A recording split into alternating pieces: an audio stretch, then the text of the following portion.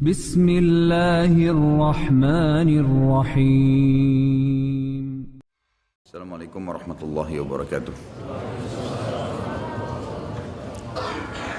Kita akan rincikan dengan izin Allah satu persatu. Kalau terjadinya atau keluarnya Dajjal, ini disebutkan dalam banyak hadis, banyak sekali, dan ini yang paling banyak diingatkan. Di antaranya hadis Bukhari yang berbunyi, kata Nabi SAW, tidak ada seorang Nabi pun kecuali sudah mengingatkan kaumnya tentang si buta sebelah kanan. Ya.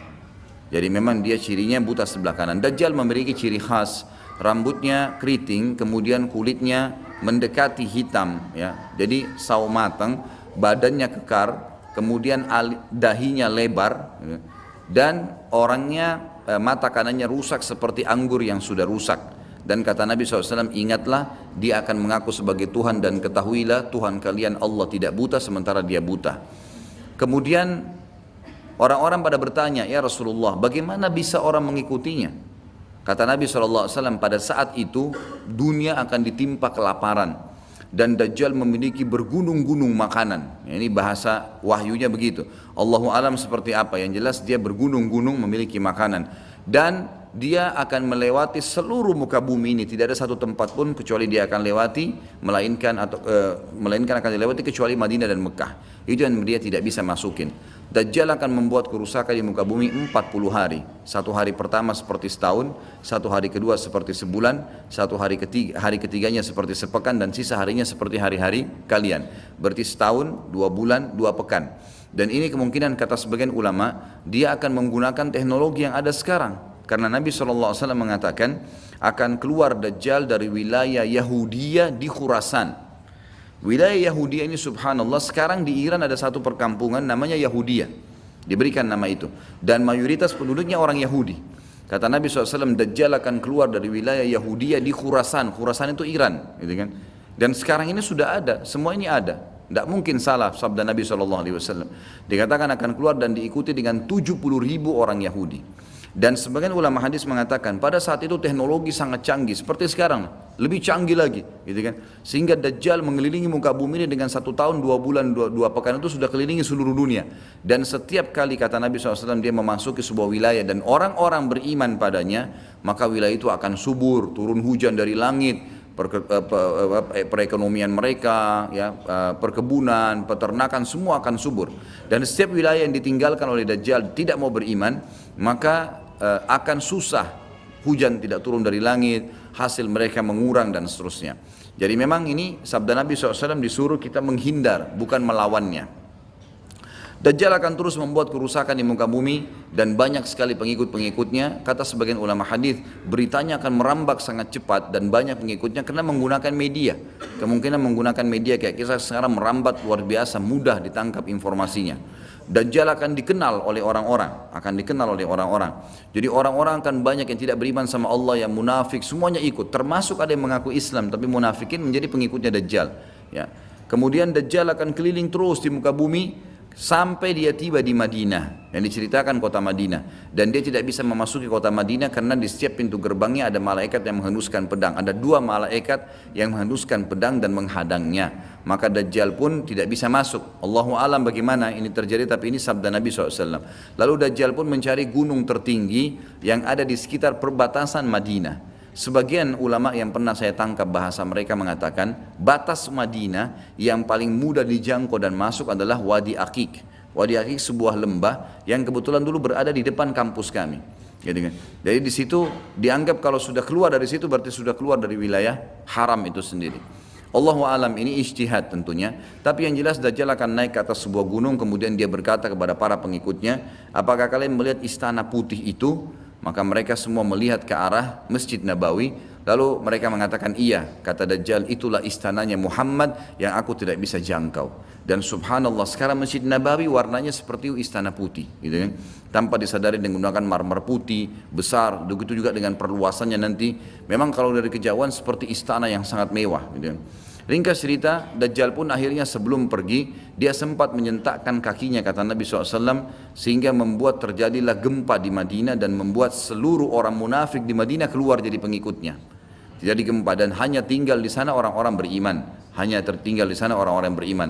Lalu keluarlah sebelum Dajjal pergi, keluarlah satu anak muda yang kata Nabi SAW orang terbaik pada saat itu, orang terbaik pada saat, orang yang paling luar biasa imannya. Masih muda di sini ulama mengatakan istilah syab dalam bahasa Arab bisa dari mulai balik 12 tahun sampai 40 tahun. Nanti keluar seorang anak muda yang diistilahkan syab antara umur ini, kemudian keluar dan sempat melihat Dajjal. Maka Dajjal pun mengatakan menangkapnya segera dan mengatakan saya Tuhanmu. Maka orang tersebut mengatakan kau adalah Dajjal yang telah diceritakan oleh Nabi SAW. Karena dalam hadis yang lain dikatakan setiap orang mukmin bisa melihat di dahinya tulisan kafara yang berarti kufur. Dia bisa membaca bahasa Arab atau tidak, tapi dia akan bisa membaca dengan hikmah Allah. Matanya orang mukmin bisa melihat itu sehingga dia tahu ini adalah Dajjal. Kemudian Dajjal pun mengambil gergaji dan membelah dua dari kepala sampai kemaluannya sehingga anak muda itu terbelah dua dan Dajjal melewati tengah-tengahnya dan seluruh pengikutnya bersorak-sorak. Lalu Dajjal berkata, bangkitlah, bangkit kembali bersatu. Lalu kata Dajjal, apa kau sudah yakin saya Tuhanmu? Maka Dajjal mengatakan, maka anak muda itu mengatakan, justru saya tambah yakin kau adalah Dajjal. Setelah itu dia berusaha membunuhnya tapi dia tidak mampu lagi, Allah sudah selamatkan. Maka Dajjal pun meninggalkan lokasi tersebut. Lalu puncaknya Dajjal menuju ke Palestina dan dia akan bermarkas di sebuah tempat namanya Babulut. Babulut dalam hadis. Subhanallah, sekarang ini sudah ada kota di Israel yang mereka rebut wilayah Palestina, sebuah seperti kecamatan, ya, kalau yang saya tangkap, saya pernah lihat cuplikannya, itu ternyata diberikan nama Babulut oleh orang Yahudi. Dan ini disebutkan dalam hadis dengan lafaz itu Babulut, ya, Bablut, gitu kan. Ini subhanallah saya lihat cuplikannya Babulut, gitu. Ini luar biasa nih, seperti sabda Nabi SAW. Dan sekarang mereka lagi fokus membangun, menjadikan wilayah itu wilayah yang paling mewah di Israel. Subhanallah, gitu kan. Dajjal akan menuju ke sana dan sementara dia menuju ke sana, setiap wilayah yang dia lewatin, salah satunya disebutkan dalam hadis Bukhari adalah dia akan melewatin satu wilayah yang sangat banyak masyarakatnya. Ya Allahu a'lam ini di mana? Apakah di wilayah Cina, apakah di pokoknya masyarakat komunitasnya paling besar. Kita tahu sekarang Cina sama India ini tempat yang sangat luas, gitu. Banyak masyarakatnya, dia akan melewati wilayah yang banyak masyarakatnya, lalu kemudian dia berkata kepada pemimpinnya, Allahu alam, ini presiden kah, raja kah, kepala suku kah, dia akan berkata bahwasanya saya Tuhanmu. Maka orang itu mengatakan, apa buktinya kau Tuhan saya? Dia bilang, bagaimana kalau saya hidupkan kedua orang tuamu? Apa kau akan percaya saya Tuhanmu? Maka orang itu berkata, tentu saja. Ada Dajjal, tunjukkan kuburannya, ditunjuk kuburannya, lalu Dajjal mengatakan keluarlah. Maka keluarlah orang tuanya dan berkata ibu ayahnya, ikutlah pada orang ini ikutlah pada ini karena dia adalah Tuhanmu. Maka akhirnya kepala suku atau kepala negara itu pun menyatakan ikut dan seluruh masyarakatnya ikut. Jadi luar biasa, miliaran orang jadi pengikut Dajjal pada saat itu. Maka Nabi SAW sudah membongkar buat kita itu, berkata apa? Itulah dua syaitan yang menjelma untuk menipu manusia. Dan itu puncak terakhir sekali sebelum Dajjal menuju ke Israel. Lalu kemudian dia menuju ke Palestina, tapi disebutkan Israel, dikatakan Palestina dalam hadis. Lalu menuju ke sebuah wilayah yang namanya Babulut tadi. Lalu Dajjal berpesta pora di sana dengan pengikut-pengikutnya, mentuhankan dia. Dia berikan makanan, kaya raya, segala macam dia bisa lakukan, fitnah, gitu kan.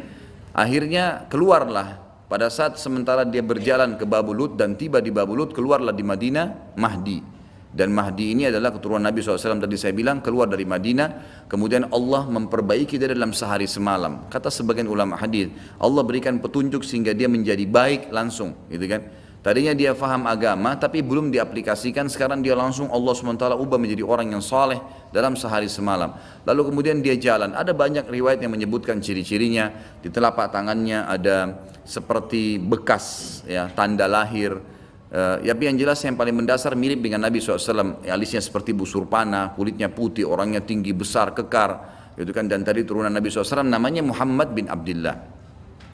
Maka dia pun akhirnya didatangi oleh orang-orang yang pada saat itu sudah tahu tentang keluarnya Dajjal, sudah informasi menyebar. Maka mereka juga sudah tahu ada orang yang akan membentuk pasukan dari Madinah namanya Muhammad bin Abdullah. Lalu mereka carilah keturunan Nabi SAW itu, lalu ditemukan. Lalu mereka mengatakan, engkau lah yang telah ditunjuk oleh Nabi SAW. Maka keluarlah memimpin kami untuk memerangi Dajjal. Dia pun awalnya menolak sampai dia pergi ke Mekah, kata Nabi SAW, lalu diikuti oleh 300 orang masyarakat membaiatnya, lalu terbentuklah pasukan muslimin yang tidak tahu Allahu alam berapa jumlahnya pada saat itu, lalu mereka menuju ke Palestina, melewati negeri Palestina, melewati negeri Syria, dan akhirnya mampir di Masjid Darul Baidha tadi, Menara Putih, yang tujuannya untuk mengerjakan sholat asar. Dan pada saat itu terjadilah tanda-tanda kiamat besar ketiga, Isa alaihissalam akan turun. Kata Nabi SAW, Isa alaihissalam akan turun, rambutnya basah, meneteskan air, dan memegang dua sayapnya malaikat. Sebagian ulama hadis mengatakan pada saat itu kaum mukminin akan melihat malaikat yang membawa Isa alaihissalam. Kemudian dia turun dan dia masuk. Kemudian kata Nabi SAW, Mahdi adalah satu-satunya orang, ya, salah satu orang yang Nabi sholat jadi makmum di belakangnya. Karena waktu turun Nabi Isa, orang sudah tahu semua ini akan turun, lagi berkumpul gini mau sholat, pas mau iqamah sholat Isa alaihissalam turun. Dan orang-orang sudah mengatakan Isa sudah datang. Jadi informasi pasti, bukan lagi yang diragukan, bukan masih nebak ini Isa atau bukan, mereka sudah tahu. Turunnya kelihatan dan mereka masuklah. Lalu kemudian Mahdi mengatakan silakan memimpin, hai Nabiullah. Kata Nabi Allah, imam dari diri kalian, dari kalian sendiri, dari kaum muslimin. Maka akhirnya dia pun menjadi imam. Kemudian terbentuklah pasukan tersebut, tiba di Babulut. Saya tutup dengan kisah Babulut ini. Pada saat tiba di Babulut, ya, tiba di Palestina, maka Dajjal tidak tahu yang datang ini siapa. Disebarkan berita oleh pengikutnya mengatakan, hai Dajjal, sudah datang pasukan yang ingin memerangi kita. Lalu Dajjal mengatakan, siapa yang berani mengalahkan saya? Siapa yang bisa? Bukakan pintu gerbang, kita tantang. Dia nggak tahu kalau Isa alaihissalam yang datang. Kemudian pada saat dibukakan, Dajjal dengan sombongnya, dia tahu dia tidak mati, gitu kan? Punya kekuatan super yang luar biasa. Begitu dibuka pintu gerbang, dia sengaja nunggu di pintu gerbang untuk menunjukkan, mendemonstrasikan kemampuannya di depan para pengikutnya. Ternyata waktu dibuka pintu gerbang, Isa alaihissalam di depan pasukan muslimin. Dan akhirnya begitu melihat Isa, dia coba melarikan diri dan badannya meleleh seperti melelehnya lilin, gitu kan? Jalan terus meleleh sampai akhirnya Isa alaihissalam mengejarnya sambil mengatakan, wahai musuh Allah, sudah saatnya kau mati. Diletakkan di tanah, ditekan oleh Isa alaihissalam, lalu kemudian ditombak di antara dua matanya dengan tombak emas, yang akhirnya membuat Dajjal mati. Pada saat itu pun Yahudi mengetahui masalah itu, sehingga mereka menyebar. Ya, mereka menyebar dan Isa alaihissalam sudah tahu instruksi dari Allah untuk membunuh semua pengikut Dajjal. Maka semua pun pengikut Dajjal dari Yahudi ini menyebar di bawah pohon, di atas batu, dan semuanya akan berbicara mengatakan, hai muslim ini Yahudi, bunuhlah dia. Maka semuanya pun dibunuh oleh kaum muslimin kecuali satu pohon, pohon garkat. Pohon garkat ini pohon yang punya duri dan buahnya pahit. Dulu di kuburan Baqi cukup banyak, ya. Sekarang subhanallah di Israel paling banyak ditanam pohon garkat karena mereka tahu bahwasanya itu tidak akan berbicara untuk menunjukkan siapa mereka. Jadi kebodohan orang Yahudi tahu kebenaran ini tapi mereka tidak beriman. Makanya wajar Ibnu Abbas berkata dalam nama ghairil maghdubi alaihim, bukan orang yang durmuka adalah Dajjal, adalah orang-orang Yahudi karena kebodohannya. Maka pada saat itu pun dibunuhlah semuanya. Dan termasuk kata ulama hadis sebenarnya yang sembunyi di sekitar pohon garkat. Garkat ini tidak bicara, hai muslim ini Yahudi. Tapi orang Islam pada saat itu kata ulama hadis mengetahui kalau ini pohon garkat. Mengetahui kalau ini pohon garkat. Jadi memang sudah punya gambaran. Sehingga walaupun sembunyi di pohon garkat tetap akan dibunuh oleh kaum muslimin. Karena orang-orang Yahudi tidak mengikrarkan syahadat. Mereka walaupun sudah tahu kebenaran, mereka memang tidak mau syahadat. Makanya Nabi SAW mengatakan, jangankan Isa AS, Nabi Muhammad SAW saja di zamannya, kata beliau kalau ada 12 orang dari Yahudi yang mengucapkan syahadat, beriman pada saya, maka seluruh Yahudi akan beriman. Saking sulitnya, 12 orang saya sudah cukup. Tapi pada saat itu pun sama, walaupun dibunuh mereka tidak mau beriman kepada Allah SWT. Ini juga terjadi pada saat terjadi pembunuhan suku Quraidah. Jadi pada saat itu Nabi SAW mengepung mereka, diberikan kesempatan untuk taubat, mereka tidak mau. Akhirnya mereka menganggap kalau dibunuh oleh Nabi SAW, dibunuh oleh kaum muslimin, mereka akan menuju ke surga, gitu kan. Jadi mereka pasrah dengan dibunuh, mereka anggap itu akan menuju ke surga, dan ini kebodohan, ya, ini kebodohan. Maka pada saat itu selesailah urusan orang-orang Yahudi ini, dan Isa alaihissalam akan memimpin di muka bumi selama, ada riwayat mengatakan 7 tahun, ada yang mengatakan 40 tahun. Membuat keadilan, dan Isa akan membunuh semua babi, menghancurkan semua salib, dan tidak ada rumah satupun kata Nabi SAW di muka bumi kecuali akan masuk ke dalam Islam, baik dalam keadaan mulia ataupun menolak, terhina. Jadi sudah tidak ada, seluruh muka bumi ini akan jadi Islam pada saat itu. Jadi sampai sini insya Allah bahasan kita akan lanjutkan nanti, pertemuan akan datang, dan silakan kalau ada pertanyaan ditulis di kertas, setelah sholat kita akan bahas. dan kita akan mulai Ya'juj Ma'juj dan sisa-sisa lainnya nanti kita akan bahas pada pertemuan akan datang. Mungkin begitu. Subhanakallahumma bihamdika asyhadu an la ilaha illa anta astaghfiruka wa atubu ilaik. Wassalamualaikum warahmatullahi wabarakatuh.